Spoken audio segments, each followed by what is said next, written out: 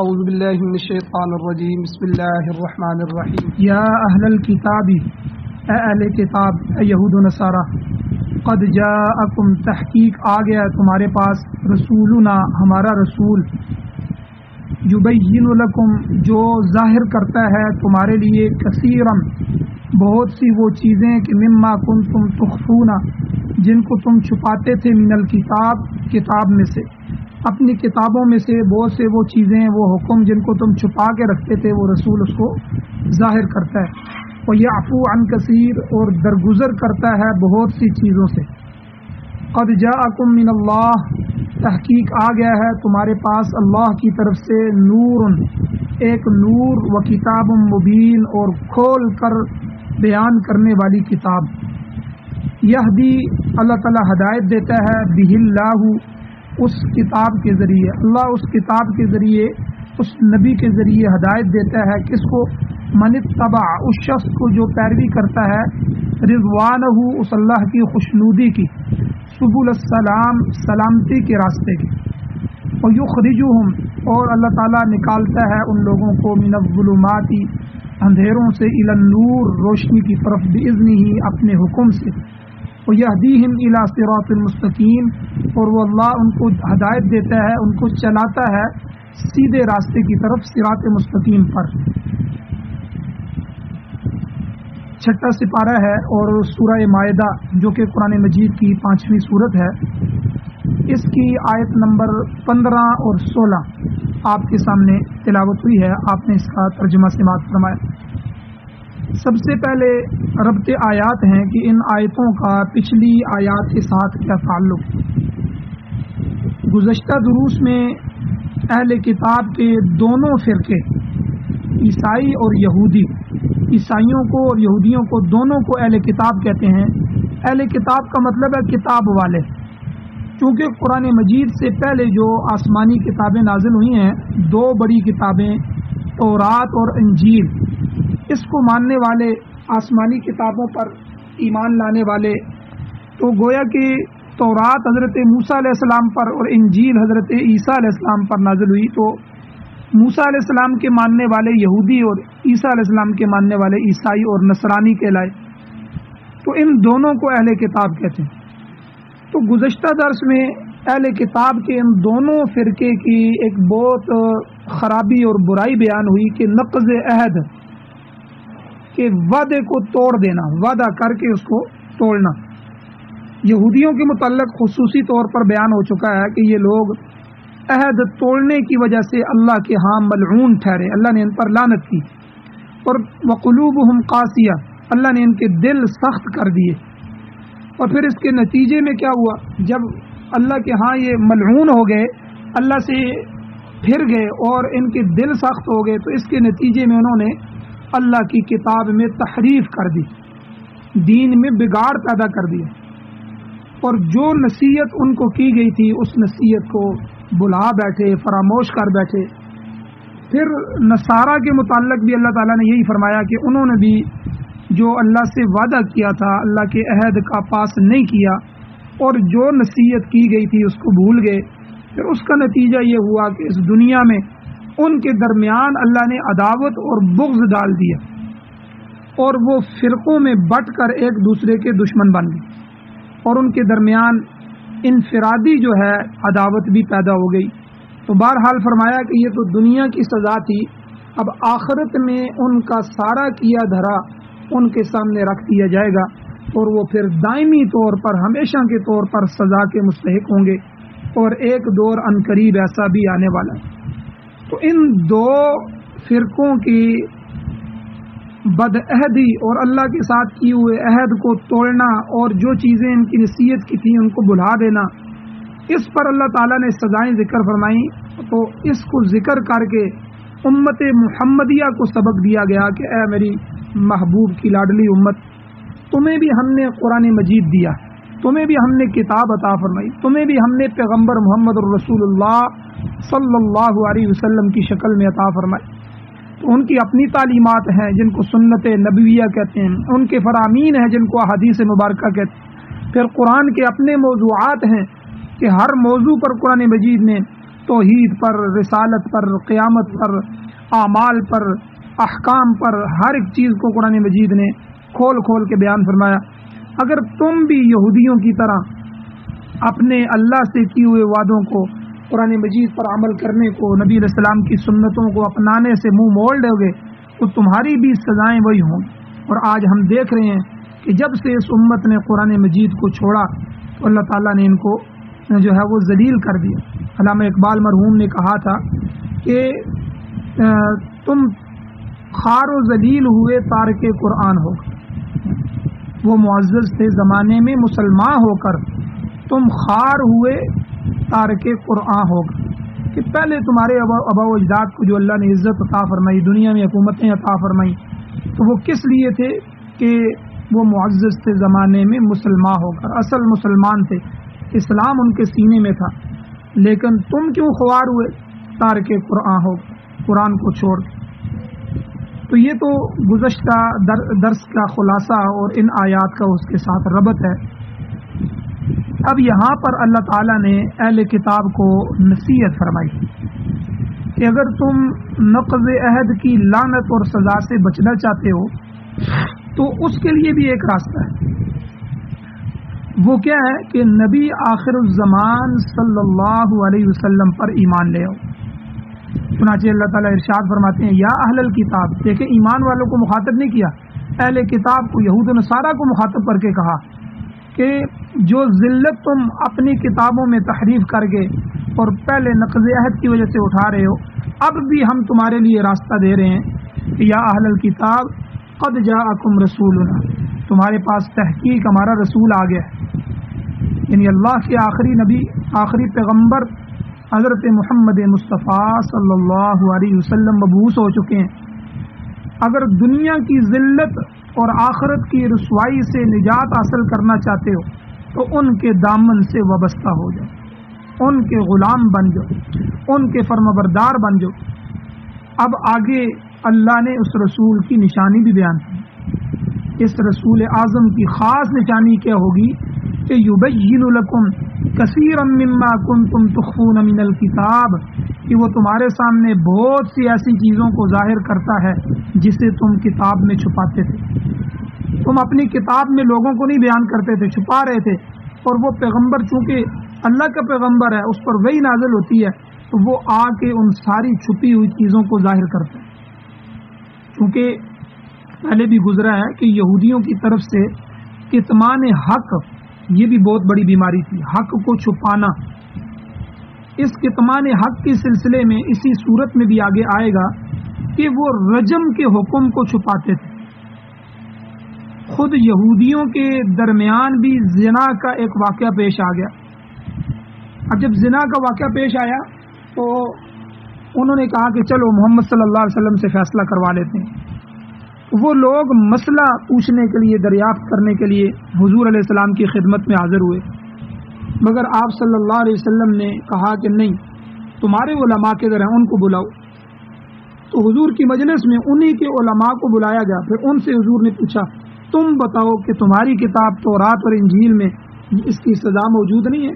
تورات میں اس کی سزا نہیں ہے، یہودیوں کی کتاب میں، تمہاری کتاب کے مطابق زانی کی سزا کیا ہے؟ تو انہوں نے تورات کے حکم کو چھپانے کی کوشش کی، مگر اللہ تعالیٰ نے حضرت عبداللہ بن سلام رضی اللہ تعالیٰ عنہ، یہ یہودیوں کے 12 بڑے علماء میں سے تھے، جن کو اللہ تعالیٰ نے ان علماء میں سے، ان ربانیین میں سے ایک کو اللہ نے ہدایت دی، تو عبداللہ بن سلام یہ صحابی رسول بنے رضی اللہ تعالیٰ عنہ، یہ بھی اس مجلس میں بیٹھے تھے۔ ان کے ذریعے اللہ نے اس چھپے ہوئی چیز کو ظاہر فرما دی کہ زنا کی سزا حضور رجم ہے، پتھر مار مار کے اس کو مارا جائے۔ تو آج بھی جو بائبل ہے، بائبل کے ترجمے میں یہ آیت موجود ہے کہ جو کوئی پڑوسی کی بیوی سے زنا کرے گا وہ جان سے مارا جائے گا۔ گویا تورات میں بھی زانی کی سزا سزائے موت ہے، زانی سزائے موت کا مستحق ہے۔ اسی طرح عیسائیوں نے کیا کیا کہ حضور علیہ السلام کا جو نام مبارک تھا، اسم مبارک، تو اسمہ احمد، جس کی خوشخبری حضرت عیسیٰ علیہ السلام نے دی، سورہ صف میں بھی موجود ہے۔ تو جیسا کہ کل بھی عرض کیا تھا کہ انہوں نے اپنی کتاب سے فارقلیت کا لفظ نکال دیا جس کا معنی احمد ہوتا ہے. فارقلیت کیونکہ سریانی عبرانی زبان کا لفظ ہے، اس کا معنی احمد ہے. تو آپ کی نشانیوں میں سے یہ 10,000 قدسیوں کے الفاظ جو تھے ان کی بھی انہوں نے تحریف کر دی، اس کی جگہ لاکھوں لکھ دیا. اور آپ کی آمد کے متعلق جو پیشن گوئیاں تھیں ان کو بھی عیسائیوں نے حذف کر دیا. بلکہ اگر کوئی شخص ان سے پوچھتا کہ نبی آخر الزمان کی بعض نشانیوں کو ظاہر کرو تو یہ بدبخت لوگ تھے کہ ایسی نشانیاں بتلاتے جو حضور علیہ السلام کے خلاف پڑتی تھی. گزشتہ سورت سورہ انعام کی تفسیر میں یہ بات بالکل واضح اور عیاں ہو چکی ہے کہ جب مشرکین مکہ ان یہودیوں سے آ کے پوچھتے تھے، کیونکہ یہودی اہل کتاب سمجھے جاتے تھے، تو مشرکین مکہ کے پاس کتاب تو نہیں تھی، وہ تو دین ابراہیمی کا دعویٰ کرتے تھے. تو یہودیوں سے آ کے پوچھتے بتاؤ ہمارا دین سچا ہے یا مسلمانوں کا دین سچا ہے؟ تو یہ بدبخت کہتے کہ تمہارا دین زیادہ بہتر ہے. حالانکہ اللہ نے فرمایا کہ یہ لوگ کتابوں سے واقف ہیں، انبیاء کو جانتے ہیں، مگر کس قدر خائن ہیں، متعصب ہیں، ضدی اور بددیانت ہیں کہ محض اسلام کی دشمنی کی وجہ سے مشرکین کے مذہب کو اچھا بتلا رہے ہیں. حالانکہ یہودی ان کے مذہب کے مطابق خود شرک منع ہے، لیکن ان کو پتہ بھی ہے کہ مشرکین مکہ جنہوں نے 360 بت اللہ کے گھر میں رکھے ہوئے ہیں، تو اس کے باوجود جب پوچھنے کے لیے آ رہے ہیں کہ ہمارا دین سچا ہے یا مسلمانوں کا، تم اہل کتاب ہو، تمہیں کتاب پتہ ہے، بتاؤ اپنی کتاب کو دیکھ کے.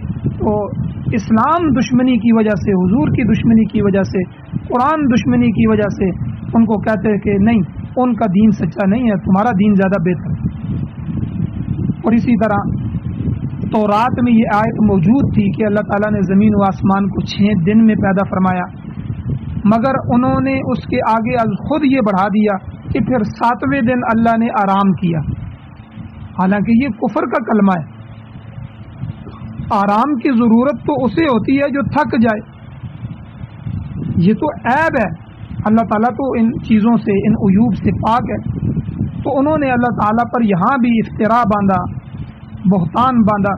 تو اس کی وضاحت خود اللہ تعالیٰ نے قرآن مجید میں سورہ قاف میں فرما دی. اللہ نے فرمایا وَلَقَدْ خَلَقْنَا السَّمَاوَاتِ وَالْأَرْضَ وَمَا بَيْنَهُمَا فِي 6 أَيَّامٍ وَمَا مَسَّنَا مِن لُغُوبٍ. اللہ فرماتے ہیں کہ ہم نے آسمان اور زمین اور ان کے درمیان جتنی بھی چیزیں ہیں، تمام تر چیزوں کو فی 6 ایام 6 دنوں میں پیدا فرمایا.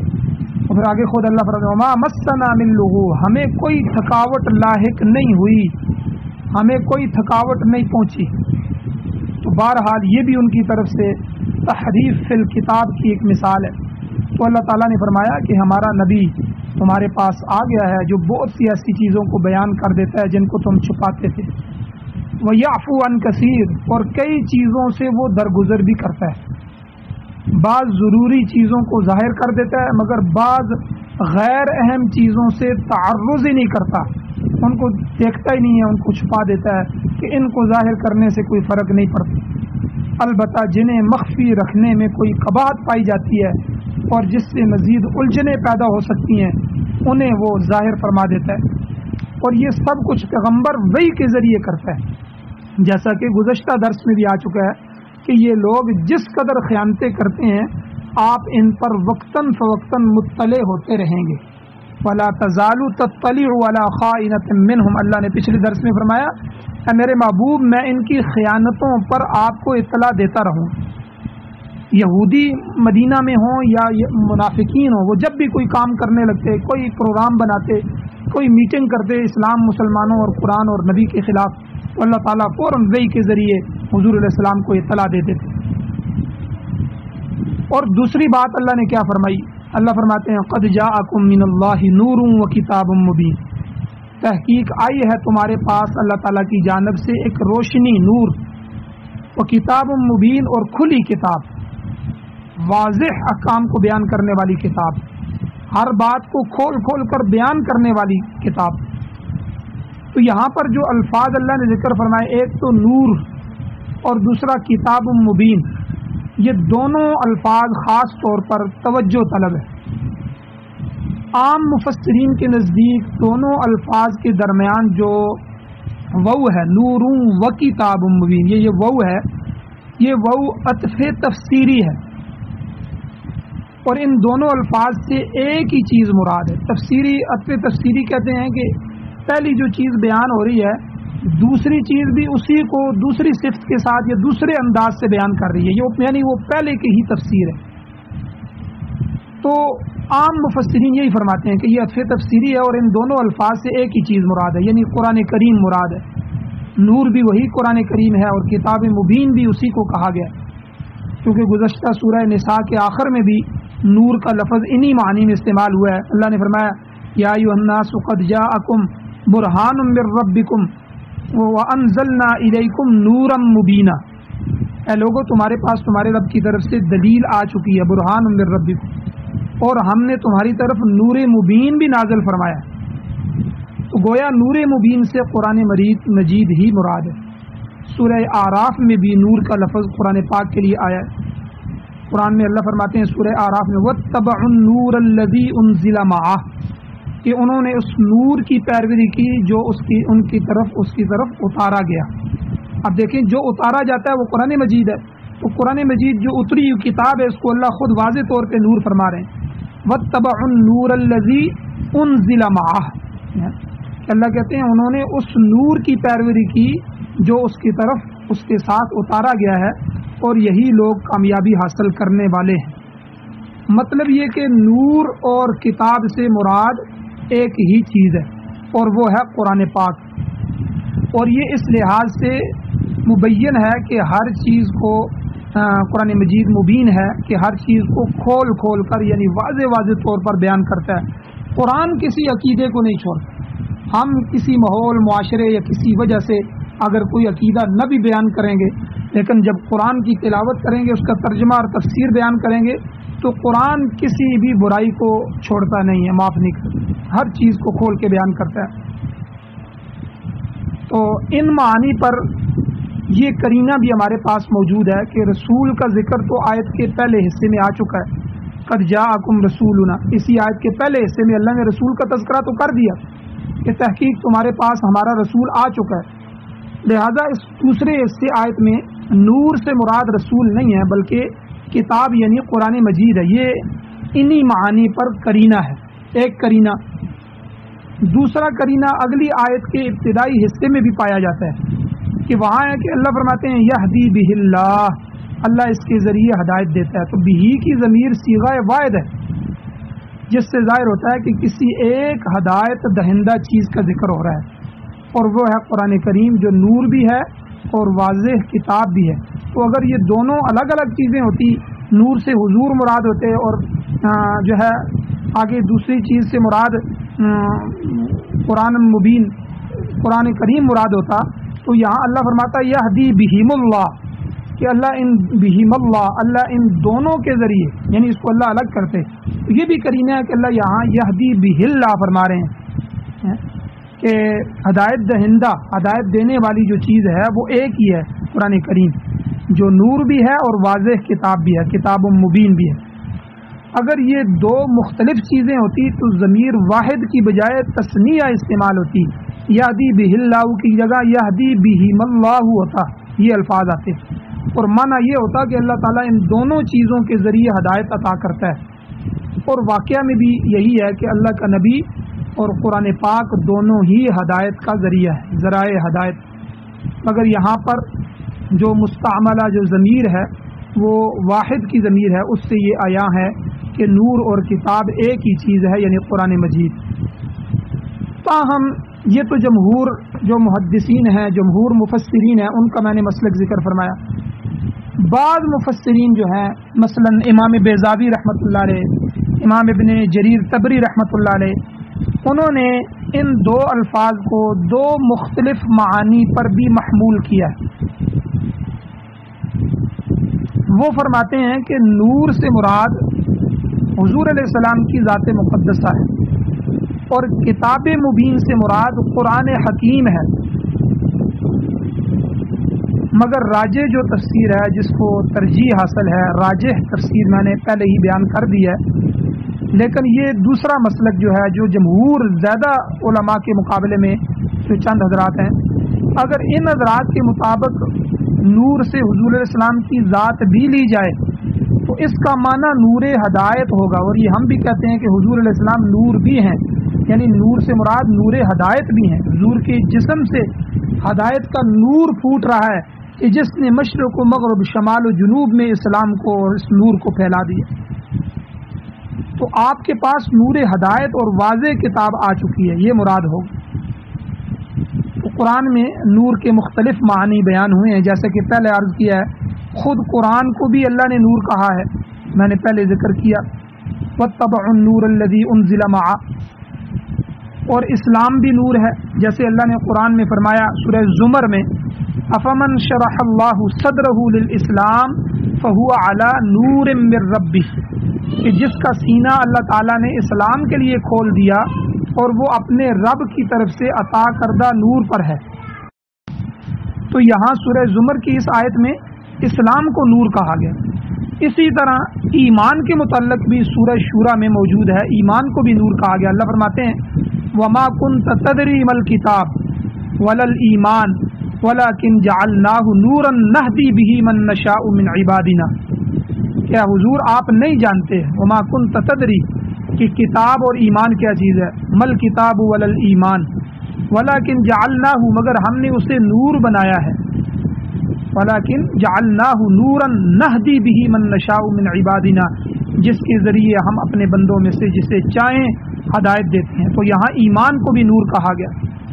تو عربوں میں نور محاورے کے طور پر بھی استعمال ہوتا ہے، اور اس سے مراد فرد ہوتا ہے، ایک فرد بھی لیا جا سکتا ہے یا جماعت بھی مراد لی جا سکتی ہے۔ اس ضمن میں شبیب ابن برسا کا یہ شعر جو ہے، ایک شعر، یہ حماسہ میں موجود ہے، کیا کہ الم تر ان نور قوم وانما یبین فی الظلماء للناس نورها، اے مخاطب کیا تم دیکھتے نہیں ہو کہ ہم قوم کا نور ہیں، نور قوم، ہم قوم کا نور ہیں، ہماری قوم کا نور لوگوں کے سامنے اندھیروں میں واضح ہوتا ہے، یبین فی الظلماء للناس نورها۔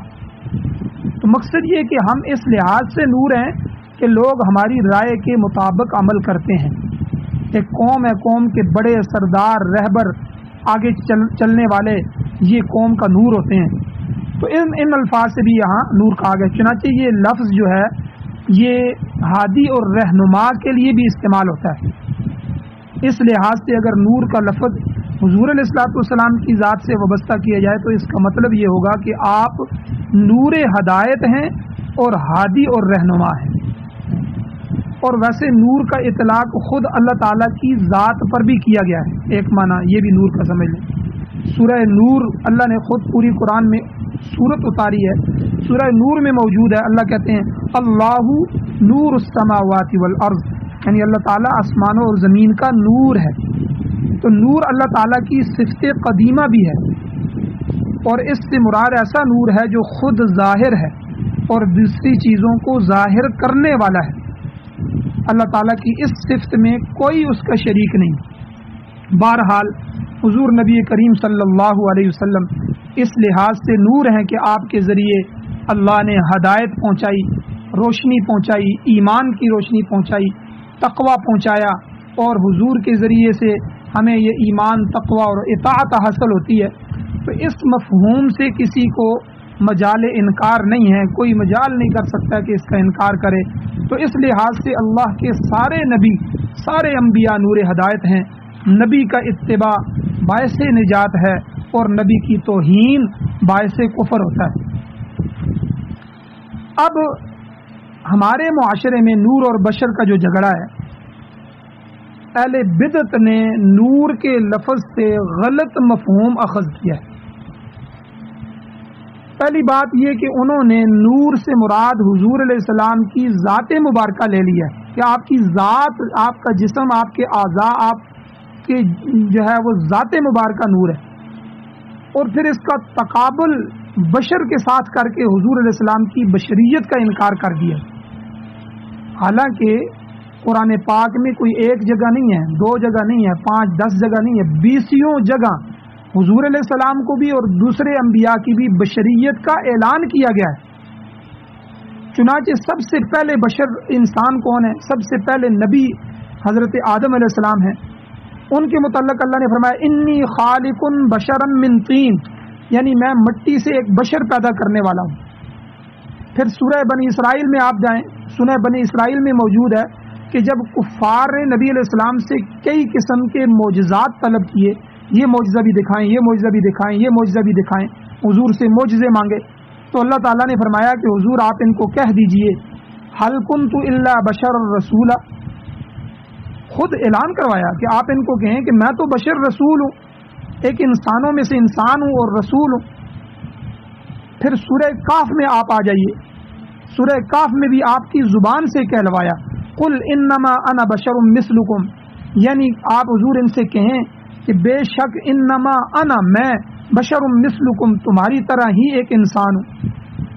پھر آپ سورہ ابراہیم میں آ جائیں، سورہ ابراہیم میں اللہ تعالیٰ نے رسولوں کی زبان سے کہلوایا قالت لهم رسلهم ان نحن الا بشر مثلکم ولکن اللہ یمن علی من یشاء من عباده، کہ ان کے رسولوں نے کہا کہ ہم کچھ نہیں ہیں، ان نحن، ہم کچھ نہیں ہیں، الا بشر مثلکم، مگر تمہارے جیسے بشر ہیں.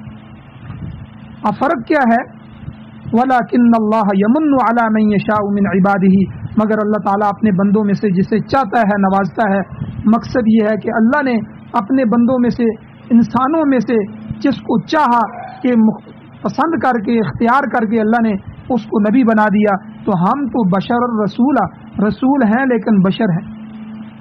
تو مقصد یہ کہ انبیاء کی بشریت کا انکار یہ نسخ قطعی کا انکار ہے. نبی کو بشریت سے خارج کرنا یہ گویا کہ قرآن کا انکار ہے. مگر جو بدعتی ہیں، ہمارے زمانے کے اہل بدعت ہیں، تو وہ یہاں پر نہیں رکے کہ انہوں نے صرف حضور علیہ السلام کی بشریت کا انکار کیا ہو، بلکہ اس سے بھی ایک قدم اور آگے بڑھ گئے، ایک قدم اور آگے چلے. کیا کہا کہ نور من نور اللہ، کہ یہ خالی عام نور نہیں ہے جس طرح فرشتے نور ہیں، نورانی مخلوق ہے اور نور ہوتا ہے، بلکہ یہ اللہ کے نور میں سے نور ہے. جو اللہ کا ایک جسم ہے، اللہ کے جو ہے، اللہ تو جسم سے پاک ہے، جو اللہ نور ہے، اللہ نور السماوات والارض، تو اللہ کے نور میں سے یہ ایک نکلا ہوا نور ہے. تو آپ دیکھیں کیسا عقیدہ انہوں نے بنایا، گویا حضور علیہ السلام اللہ تعالیٰ کے نور میں سے ایک ٹکڑا ہے جو علیحدہ ہو گیا ہے. الیاذ باللہ، نعوذ باللہ، نعوذ باللہ.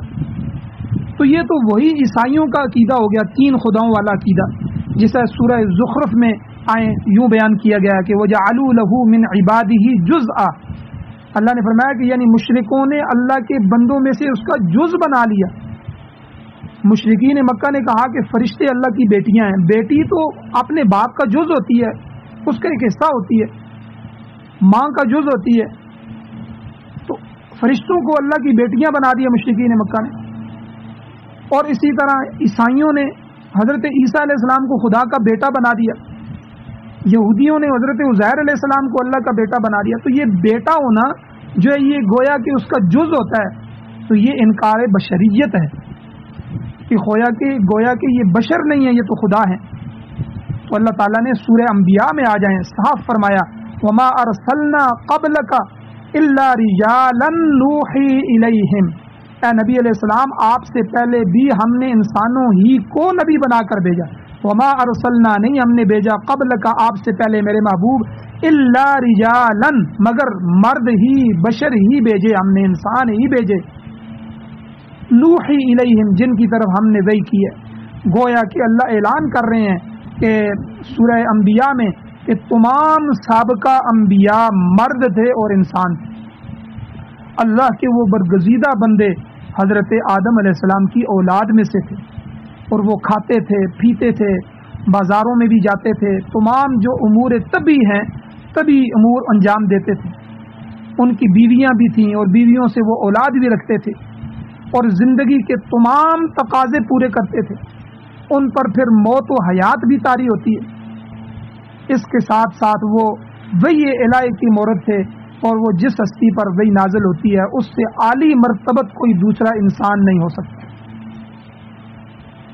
اور دوسری بات کہ اس مقام پر بعض لوگوں کو مزید غلط فہمی ہوئی ہے، مزید وہ یہ سمجھتے ہیں کہ حضور علیہ السلام کو انسان تسلیم کرنے سے الیاذ باللہ آپ کی توہین ہو جائے گی۔ ان کے مطابق حضور علیہ السلام کو انسان ماننا اپنے ہم مرتبہ خیال کرنا ہے۔ وہ سمجھتے جب انسان کہیں گے تو گویا کہ ہم اپنے ہی مرتبے میں ان کو لا رہے ہیں، ایسا ہرگز نہیں ہے۔ یاد رکھیں، مرتبے کے لحاظ سے کوئی شخص حتیٰ کہ کوئی نبی بھی آپ علیہ السلام کے برابر نہیں ہو سکتا۔ عام شخص تو دور کی بات، انبیاء میں سے کوئی نبی بھی حضور علیہ الصلوۃ والسلام کے برابر نہیں ہو سکتا۔ کوئی بھی آپ دیکھیں معاشرے میں جو ذی شعور آدمی ہے، جس کے اللہ نے عقل دی ہے، شعور دیا ہے، وہ اپنے اساتذہ کرام کو بھی، اپنے استادوں کو بھی اپنے سے اعلیٰ اور عرفہ سمجھتا ہے مرتبے میں، چاہے جائے کہ وہ نبی کی ذات مقدسہ کو اپنے برابر قرار دے۔ تو نبی علیہ السلام کو اپنے بھائی یا باپ کے ہم مرتبہ سمجھنا تو یہ تو کلمہ کفر ہے۔ نبی معصوم ہوتے ہیں جبکہ عام انسان خطا کار ہیں، یہ بھی فرق ہے کہ نبی انسان ہو کے بھی، بشر ہو کے بھی معصوم ہوتے ہیں، جبکہ عام انسان جو ہیں وہ خطا کار ہیں، خطا کے پتلے۔ لہذا یہ محض پروپیگنڈا ہے کہ فلاں شخص پیغمبر اسلام کو بڑے بھائی کے برابر سمجھتا ہے۔ اس کے باوجود انبیاء علیہ السلام کی انسانیت سے انکار نہیں کیا جا سکتا۔ وہ سب کے سب آدم علیہ السلام کی اولاد ہیں اور اپنے اپنے خاندان میں سے ہیں، ان کا ایک نسب ہے، اور حضور علیہ السلام کا نسب چلتا ہے تو وہ آدم علیہ السلام تک پہنچتا ہے۔ کتنی جگہ جو ہے مولانا طارق جمیل صاحب اور کتنے علماء ہر جگہ جو حضور علیہ السلام کے نسب کو بیان کرتے ہیں، ان کی بشریت کا انکار نہیں کیا جا سکتا۔ یہ سراسر گمراہی ہے اور کفر کے قریب ہے۔ تو بہرحال یہ تفصیل ضروری تھی۔ آگے فرمایا اللہ تعالیٰ نے تمہارے پاس اللہ کی جانب سے نور اور کتاب مبین آ چکی ہے، جس کتاب کی خصوصیت یہ ہے کہ یہدی بہ اللہ من اتبع رضوانہ سبل السلام، اس کے ذریعے اللہ تعالیٰ ہر اس شخص کو سلامتی کے راستے کی ہدایت دیتا ہے جو اس کی خوشنودی کی پیروی کرتا ہے۔ وَيُخْرِجُهُم مِّنَ الظُّلُمَاتِ إِلَى النُّورِ بِإِذْنِهِ، اور اپنے حکم سے اللہ انہیں کفر، شرک، بدعات، رسومات، رواج اور معاصی کے اندھیروں سے نکال کر اسلام، ایمان، نیکی اور تقوی کی روشنی کی طرف اللہ لے آتا۔ تو انسان کے دل میں روشنی، بصیرت اور یقین کامل پیدا ہوتا ہے۔ دوسرے مقام پر اللہ تعالیٰ نے ایمان اور اسلام کو روشنی اور کفر کو اندھیرے سے تشبیہ دی ہے۔ سورہ انعام میں آپ دیکھیں اللہ تعالیٰ ارشاد فرماتے ہیں أَوَمَنْ كَانَ مَيْتًا فَأَحْيَيْنَاهُ وَجَعَلْنَا لَهُ نُورًا يَمْشِي بِهِ فِي النَّاسِ كَمَنْ مَثَلُهُ فِي الظُّلُمَاتِ لَيْسَ بِخَارِجٍ مِّنْهَا، کہ بھلا وہ شخص جو پہلے کفر کی وجہ سے مردہ تھا، أَوَمَنْ كَانَ مَيْتًا کافر تھا تو گویا کہ مردہ تھا، فَأَحْيَيْنَاهُ ہم نے اس کو اسلام کی وجہ سے زندہ کیا، وَجَعَلْنَا لَهُ نُورًا اس کے لیے ہم نے ایمان کی روشنی کر دی، یمشی بِهِ فِي النَّاسِ جس کے ذریعے وہ لوگوں میں چلتا پھرتا ہے، ایمان والا ہو کے چلتا پھرتا ہے۔ سارے صحابہ پہلے کفر میں تھے تو پھر اللہ نے اسلام کی روشنی سے ان کو منور کیا۔ آگے اللہ فرماتے ہیں کمم مثلہ فی الظلمات، کیا وہ اس شخص کی طرح ہو سکتا ہے جو کفر کے اندھیروں میں پڑا ہوا ہے، لیس بخارج منہا اور اس سے نکل ہی نہ سکے، جو ہدایت بھی پہنچے، پیغمبر بھی آ گیا، کتاب بھی آ گئی، صحابہ مسلمان ہو گئے، وہ بھی دعوت دے رہے ہیں، اس سب کے باوجود وہ کفر سے نہیں نکل سکتا، کیا وہ آدمی اور وہ آدمی کہ جو کفر سے نکل کر اسلام کی روشنی میں آ گیا، یہ دونوں برابر ہو سکتے ہیں؟ تو بہرحال اللہ نے فرمایا کہ اللہ تعالیٰ خوشنودی کے متبع آدمی کو اندھیروں سے روشنی کی طرف نکالتا ہے، وَيَهْدِيهِمْ إِلَىٰ صِرَاطٍ مُسْتَقِيمٍ اور انہیں سیدھے راستے کی طرف اللہ رہنمائی کرتا ہے۔ چنانچہ اللہ کے نیک بندے اسی راستے پر چل کر جنت جیسے اعلیٰ مقام میں پہنچ جاتے ہیں۔ ان کے برخلاف اس کے کفر کا راستہ اختیار کرنے والوں کے متعلق پہلے بھی بیان ہو چکا ہے، فمن کفر بعد ذلک منکم فقد ضل سواء السبیل، اس کے بعد جس نے کفر کا راستہ اختیار کیا وہ سیدھے راستے سے بھٹک گیا۔ اس نے جس پکڈنڈی پر سفر کا آغاز کیا ہے وہ پکڈنڈی، وہ راستہ بالآخر اسے جہنم میں لے جائے گی۔ تو صراط مستقیم سے بھٹکنے والوں کا یہی انجام ہو۔ اللہ تعالیٰ سے دعا ہے اللہ ہمیں عمل کی توفیق عطا فرمائے۔ وآخر دعوانا الحمد للہ رب العالمین۔